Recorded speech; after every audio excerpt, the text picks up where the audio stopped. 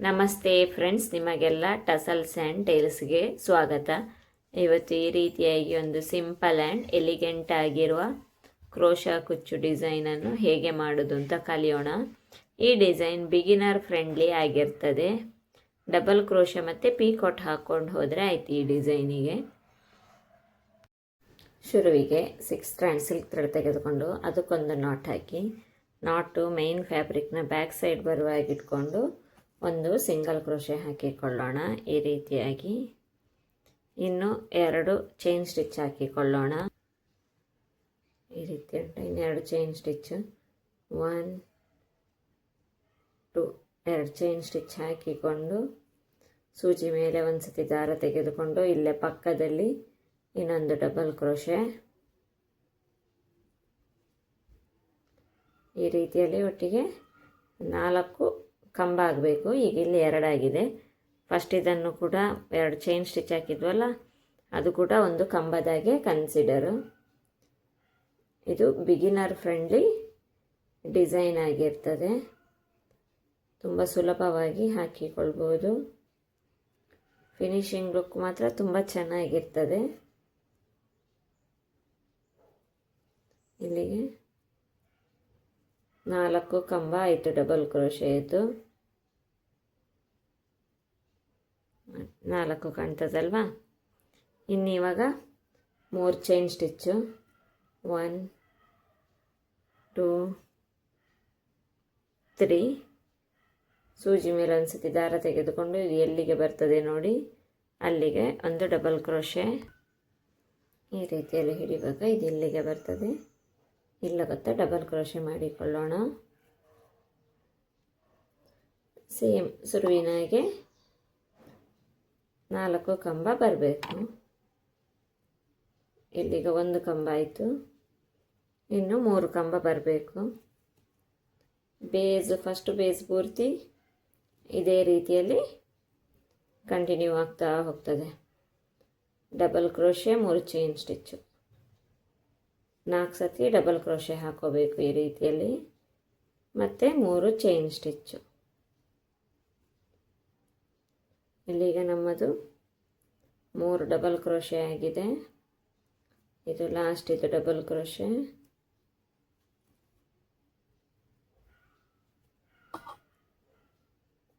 ಇದು ಕೊನೆಯದಾಯ್ತಾ. ಇನ್ನಿವಾಗ 3 chain stitch,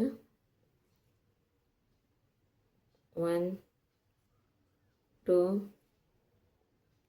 3 ಸೂಜಿ ಮೇಲೆ ಒಂದು ಸತಿ ದಾರ ತಗೋಬೇಕು. ಈ ವರ್ಕ್ ಎಲ್ಲಿಗೆ ಬರ್ತದೆ ನೋಡಿ ಅಲ್ಲಿಗೆ ಎಕ್ಸಾಕ್ಟ್ ಪಾಯಿಂಟಿಗೆ ಡಬಲ್ ಕ್ರೋಶೆ ಮಾಡಿಕೊಳ್ಳೋಣ. ಈ ರೀತಿಯಲ್ಲಿ ಇದೇ ರೀತಿಯಲ್ಲಿ ವರ್ಕ್ ಕಂಟಿನ್ಯೂ ಆಗ್ತಾ ಹೋಗ್ತದೆ. ನಾನು ಕೊನೆಯಲ್ಲಿ ಲೈನಿದ್ದು ಕೊನೆಯಲ್ಲಿ ವರ್ಕ್ ಹೇಗೆ ಕಾಣ್ತದೆ ಅಂತ ತೋರಿಸಿಕೊಡ್ತೀನಿ. ಇವಾಗ ನಾವು ಫ್ಯಾಬ್ರಿಕ್ನ ಕೊನೆಯ ತನಕ ಬಂದಿದ್ದೀವಿ. ಇದೇ ರೀತಿ ಡಬಲ್ ಕ್ರೋಶೆ ಹಾಕಿಕೊಂಡು 3 ಚೈನ್ ಹಾಕಿಕೊಂಡು ಈಗ ಇಲ್ಲಿ ಲಾಸ್ಟಲ್ಲಿ ಹಾಕಾಗಿದ ಇನ್ನೊಂದು ಚೈನ್ ಸ್ಟಿಚ್ ಹಾಕಿ ಈ ಥ್ರೆಡ್ಡನ್ನು ಕಟ್ ಮಾಡಿಕೊಂಡ್ರೆ ಫಸ್ಟ್ ಲೈನ್ ಮುಗಿಯಿತು ನೋಡಿ. ಫಸ್ಟ್ ಲೈನ್ ಈ ರೀತಿಯಾಗಿ ಕಾಣ್ತದೆ. ಇನ್ನು ನೆಕ್ಸ್ಟ್ ಇನ್ನೊಂದು ಕಲರ್ ಥ್ರೆಡ್ ತೆಗೆದುಕೊಂಡು ಅದಕ್ಕೆ ನಾಟ್ ಹಾಕಿ ಇಲ್ಲಿ ಫಸ್ಟಿಗೆ ಒಂದು ಚೈನ್ ಸ್ಟಿಚ್ ಹಾಕಿದ್ವಲ್ಲ ಅದರ ತುದಿಗೆ ಇದನ್ನೊಂದು ಸಿಂಗಲ್ ಕ್ರೋಶೆಟ್ ಮಾಡಿ ಈ ರೀತಿಯಾಗಿ ನಾಟ್ ಹಾಕಿಕೊಳ್ಳೋಣ. ನಾಟ್ ಹಾಕಿಕೊಂಡಾದಮೇಲೆ 2 ನಾಟ್ ಹಾಕಿಕೊಂಡಾದಮೇಲೆ 2 ಚೈನ್ ಸ್ಟಿಚ್ಚು, 1 2 2 ಚೈನ್ ಸ್ಟಿಚ್ ಆದಮೇಲೆ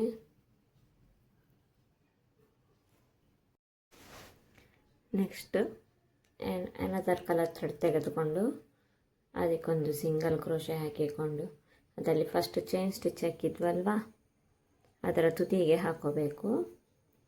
ಮತ್ತು ಒಂದು ಚೈನ್ ಸ್ಟಿಚ್ ಹಾಕಿ ಇಲ್ಲಿಗೆ 2 ಚೈನ್ ಸ್ಟಿಚ್ಚಿನಾಗೆ ಆಗ್ತದೆ. ಆ ಒಂದು ಸಿಂಗಲ್ ಕ್ರೋಶೆಯನ್ನು ಕೂಡ ಚೈನ್ ಸ್ಟಿಚ್ಚಿನಾಗೆ ಕನ್ಸಿಡರ್ ಮಾಡೋಣ. ಸೂಜಿ ಮೇಲೆ ಒಂದು ಸತಿ ದಾರ ತೆಗೆದುಕೊಂಡು ನೆಕ್ಸ್ಟ್ ಡಬಲ್ ಕ್ರೋಶೆಯ ತುದಿ ಇದೆ ಅಲ್ವಾ, ಇಲ್ಲಿ ತುದಿ ಕಾಣ್ತದೆ ಡಬಲ್ ಕ್ರೋಶೆಯದು. ಆ ತುದಿ ಒಳಗಡೆ ನೀಡಲ್ ಹಾಕಿಕೊಂಡು ಈ ರೀತಿಯಲ್ಲಿ 3 ಲೂಪ್ ಕಾಣ್ತದಲ್ಲ, 3 ಲೂಪನ್ನು ಒಟ್ಟಿಗೆ ತೆಗೆಯುವ. ಹಾಫ್ ಡಬ್ ಈ ರೀತಿಯಲ್ಲಿ ಒಟ್ಟಿಗೆ ತೆಗೆದು ಈ ರೀತಿಯಾಗಿ ಒಟ್ಟಿಗೆ ತೆಗೆದಾದ್ಮೇಲೆ ಇಲ್ಲಿ 3 ಚೈನ್ ಸ್ಟಿಚ್ ಹಾಕಿಕೊಳ್ಳೋಣ. 1 2 3 ಚೈನ್ ಸ್ಟಿಚ್ ಆದಮೇಲೆ ಈ ಗ್ಯಾಪ್ ಇದೆ ನೋಡಿ, ಇಲ್ಲಿ ಒಂದು ಪೀಕಾಟ್ ಮಾಡಿಕೊಳ್ಳೋಣ. ಈ 2ರ ಗ್ಯಾಪಿನಲ್ಲಿ ಈ ರೀತಿಯಾಗಿ 2 ಲೂಪ್ ಇರ್ತದ, 2 ಲೂಪನ್ನು ಒಂದು ಮಾಡಿದರೆ ಒಂದು ಪೀಕಾಟ್ ಆಯಿತು. ಈಗ ಇಲ್ಲಿ ಒಂದು ಪೀಕಾಟ್ ಆಗಿದೆ. ಇನ್ನೊಂದು ಸತಿ ಸೂಜಿ ಮೇಲೆ ದಾರ ತೆಗೆದುಕೊಂಡು ಇನ್ನೊಂದು ಡಬಲ್ ಕ್ರೋಶೆ ಹಾಕಿದ್ವಾ, ಅದರ ತುದಿಗೆ ಈ ರೀತಿ ಹಾಕಿಕೊಂಡು ಒಂದು ಹಾಫ್ ಡಬಲ್ ಕ್ರೋಶೆ ಮಾಡಿಕೊಳ್ಳೋಣ.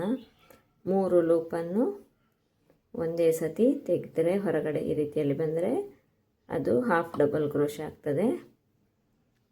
ಈಗ 3 ಚೈನ್ ಸ್ಟಿಚ್ಚು 1 2 3 ಇಲ್ಲಿ ಗ್ಯಾಪ್ ಇದೆ ನೋಡಿ, 2 ಕಂಬಗಳ ಮಧ್ಯೆ, ಅಲ್ಲಿ ಒಳಗಡೆ ಹೋಗಿ ಒಂದು 2 ಲೂಪನ್ನು ಒಟ್ಟು ಮಾಡಿದರೆ ಒಂದು ಪೀಕಾಟ್ ಆಯಿತು. ವರ್ಕ್ ಈ ರೀತಿಯಲ್ಲಿ ಪುಟ್ ಪೀಕಾಟ್ ಕಾಣ್ತದೆ ಡಬಲ್ ಕ್ರೋಶದ ಮೇಲ್ಗಡೆ ನೋಡಿ. ಇನ್ನು ಇವಾಗ 2 ಪೀಕಾಟ್, ಇಲ್ಲಿ ಒಂದು ಸಿಂಗಲ್ ಕ್ರೋಶೆ ಮಾಡಿಕೊಳ್ಳೋಣ. ಇನ್ನೊಂದು ಗ್ಯಾಪ್ ಇದೆ ನೋಡಿ, ಅದರೊಳಗಡೆ ಒಂದು ಸಿಂಗಲ್ ಕ್ರೋಶೆ ಮಾಡಿದರೆ ಆಯಿತು.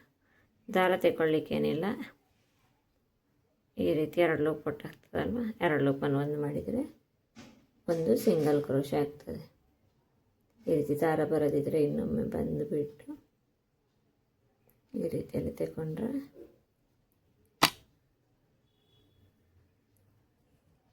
ಇನ್ನು 3 ಚೈನ್ ಸ್ಟಿಚ್ 1 2 3 ಇಲ್ಲಿ ನೆಕ್ಸ್ಟ್ ಇದರದ್ದು ಫಸ್ಟಿನ ತುದಿಗೆ ಈ ರೀತಿಯಲ್ಲಿ ಇಲ್ಲಿ ಹಾಕ್ಕೊಂಡ್ರೆ ಇಲ್ಲಿ ಒಂದು ಡಬಲ್ ಕ್ರೋಶೆ ಮಾಡಿಕೊಳ್ಳೋಣ. ಸಾರಿ, ಡಬಲ್ ಕ್ರೋಶೆ ಅಲ್ಲ, ಇಲ್ಲಿ ಫಿಕ್ಸ್ ಮಾಡಿಕೊಂಡ್ರೆ ಆಯಿತು. ಈ ರೀತಿಯಲ್ಲಿ ನೋಡಿ ವರ್ಕ್ ಈ ರೀತಿಯಾಗಿ ಕಾಣ್ತದ.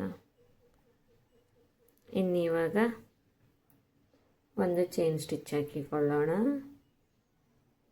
ಅಲ್ಲಿಗೆ 2 ಆಯಿತು. ಸುರುವಿದೊಂದಿತ್ತ, ಇಲ್ಲಿದು ಈ ದಾರ ಫಿಕ್ಸ್ ಮಾಡಿರೋದು.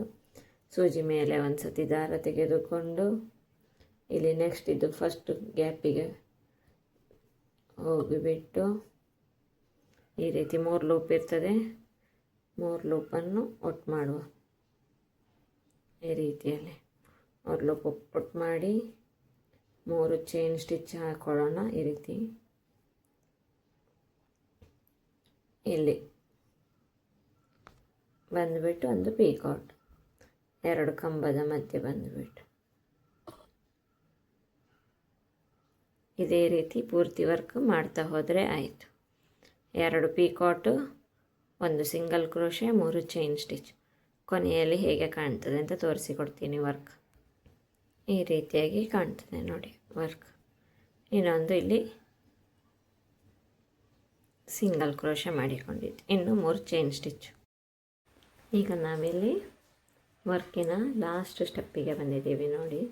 ಇಲ್ಲಿ 2 ಪೀಕಾಟ್ ಆಯಿತು, ಇನ್ನೊಂದು ಸಿಂಗಲ್ ಕ್ರೋಶೆ ಮಾಡಿಕೊಳ್ಬೇಕು. ಈ ಲಾಸ್ಟಿನ ಡಬಲ್ ಕ್ರೋಶೆಯ ತುದಿಯಲ್ಲಿ ಈ ರೀತಿಯಲ್ಲಿ ಬಂದುಬಿಟ್ಟು ಈ ರೀತಿ 2 ಲೂಪ್ ಇದೆ ಅಲ್ವಾ, 2 ಲೂಪನ್ನು ಒಂದು ಮಾಡಿದರೆ ಆಯಿತು ನೋಡಿ. 2 ಲೂಪನ್ನು ಒಂದು ಮಾಡಿದೆ, ಇನ್ನೊಂದು ಚೈನ್ ಸ್ಟಿಚ್ ಹಾಕಿ ಈ ಎಕ್ಸ್ಟ್ರಾ ಥ್ರೆಡ್ಡನ್ನು ಕಟ್ ಮಾಡಿಕೊಳ್ತೀನಿ. ಇವಾಗ ಸುರುವಿಗೆ ಗ್ರೀನ್ ಕಲರ್ ಟಸಲ್ಸನ್ನು ತೆಗೆದುಕೊಂಡು ಇಲ್ಲಿ ಈ ರೀತಿ ಫಸ್ಟ್ ಗ್ಯಾಪ್ ಇರ್ತದಲ್ಲ ಅದರೊಳಗೆ ಈ ರೀತಿಯಲ್ಲಿ ಹಾಕ್ಕೊಳ್ಬೇಕು. ಹಾಕಿಕೊಂಡು ಸಿಲ್ಕ್ ಥ್ರೆಡ್ನಿಂದ 3ರಿಂದ 4 ಸತಿ ಈ ರೀತಿ ಸುತ್ತು ತಿರುಗಿಸಿಕೊಂಡು ಬ್ಯಾಕ್ ಸೈಡಲ್ಲಿ ಒಂದು ನೋಟ್ ಹಾಕಿಕೊಳ್ಳೋಣ. ಈ ರೀತಿಯಾಗಿ ತೆಗೆದುಕೊಂಡು ಇಲ್ಲಿ ಬ್ಯಾಕ್ ಸೈಡಲ್ಲಿ ಇದಕ್ಕೆ ನಾನಿಲ್ಲಿ 60 ಸ್ಟ್ರ್ಯಾಂಡ್ಸ್ ಸಿಲ್ಕ್ ಥ್ರೆಡ್ ತೆಗೆದುಕೊಂಡಿದ್ದೀನಿ. 60 ಅಂದರೆ ಡಬಲ್ ಆಗುವಾಗ 120 ಆಗ್ತದೆ.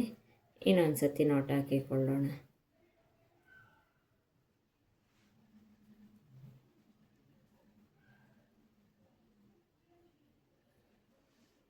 ಇನ್ನು ಇದನ್ನು ಟ್ರಿಮ್ ಮಾಡಿಕೊಳ್ಳೋಣ.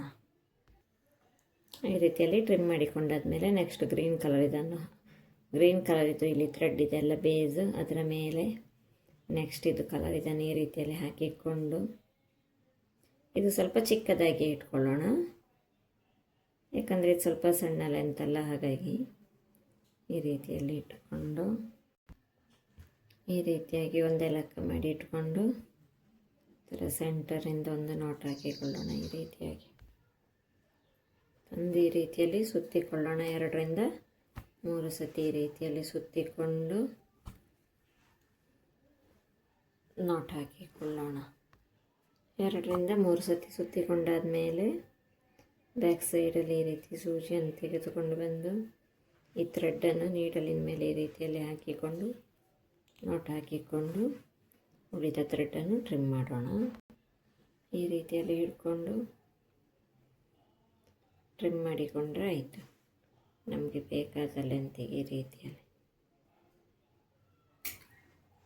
ಇದೇ ರೀತಿ ನಾನು ಬ್ಯಾಕ್ ಸೈಡಲ್ಲೂ ಮಾಡಿಕೊಳ್ತೀನಿ. ಪೂರ್ತಿ ವರ್ಕ್ ಆದಮೇಲೆ ಹೇಗೆ ಕಾಣ್ತದೆ ಅಂತ ತೋರಿಸ್ತೀನಿ.